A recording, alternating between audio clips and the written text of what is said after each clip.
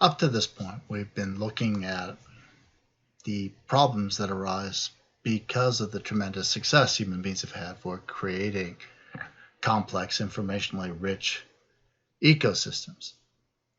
Now we want to take a look at the mechanisms that have evolved specifically with regard to the internet for trying to deal with this superabundance of information so that people can get access relatively quickly and easily to the information that they want and avoid searching sort of randomly through this giant ever-changing galaxy of data points.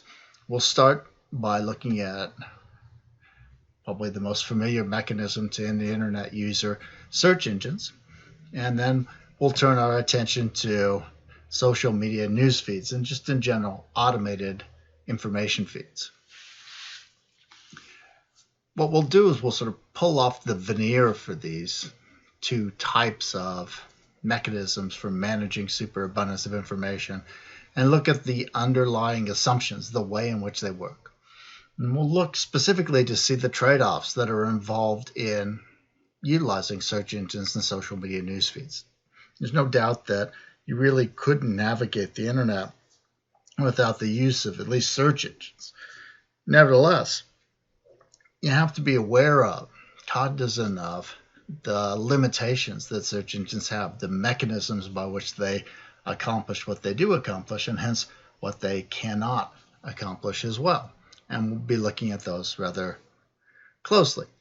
Then we'll turn our attention to the sorts of exploits and counter strategies that we see emerging within our contemporary information ecosystem, particularly within the context of the internet. We'll start off in this lecture by looking at the personal counter strategies, the personal attempts to exploit the information ecosystem that we've developed that fall under the rubric of fake news. Now, I don't particularly like the term fake news. I think that it's sort of become the blunt instrument of dull minds, that it's used primarily by people to dismiss information that they'd rather not acknowledge or evaluate. So we're not going to talk about fake news as some sort of generic kind of stuff. Instead, what we're going to do is look at individual examples of different types of news sources on the internet and talk about their strengths and their weaknesses and the real risks that you have of being misinformed by them. So we'll start with these personal sources. We'll look at comedic news satire. We'll look at amateur reporting and at counterfeit news.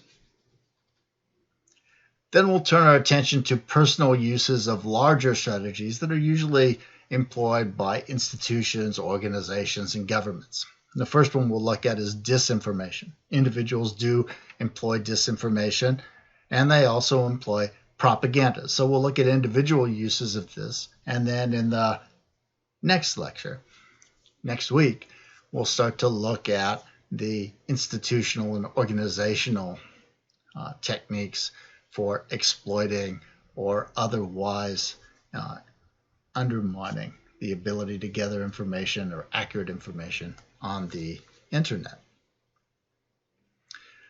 So when I first started doing information ecosystems in my critical thinking course, the not surprising comment I would get from students is, hey, look, I can just Google. I don't really need to try and create some elaborate system of trusted sources that I consult on a regular basis.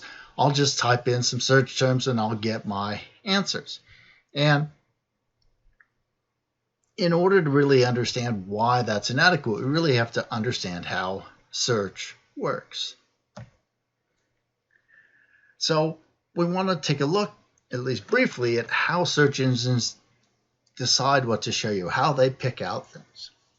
So when you type in search terms into a search engine, whether it's Google or Bing or some other search engine, the thing that you need to remember is those search engines, they don't have any direct access or any way of directly assessing the accuracy of the information that they're bringing up, the comprehensiveness of the information. Does it cover all sides or all important aspects of a phenomenon? Doesn't assess the credentials of the author directly, or the commitment of the author or the institution that the author works for to truth and accuracy in reporting. It doesn't assess the organization or the clarity of presentation of the material that's within that page either. Those are all things that are assessed only indirectly through what I refer to as orthographic features, that is, superficial features that are fairly well correlated oftentimes with things like accuracy and comprehension. So when you type in your search terms for a search, so you type in your search terms for a search in Google, then Google consults a giant index that it constantly is creating and refining. So there are automated little bots. Google calls those Google bots. And basically what these bots do is they crawl around the web. They go around all different areas of the web and they look for pages. And when they find pages, they index them. That is, they make note of the sorts of terms that they use, how often those terms are used, and so on. And then that index is what the search engines actually consult when you type in your search terms. And Google's index is about 100 million gigabytes the last time I checked. So it's an enormous index, and that's just an index of the pages. That's not the pages themselves. So how does Google decide, or how does Bing decide what pages are going to be pages that are good for you given the search terms that you've entered? Well, it consults its index, and the index has made note of whether or not those particular terms are used in a page, where they're used. Are they used at the beginning, the end, the middle? Are they used in the title, for example? Are they used in the body? Are they used in the meta tags, the part of the code that you don't see but that tells Google and other internet entities what the content of that page is about? Are there links with the terms that you entered in the search terms? Are they linking to other pages that also have those terms? Are the terms capitalized? So, for instance, at the beginning of the sentence. Are they in the title? Are they in large font? Are they in bold font? Are they in italic font?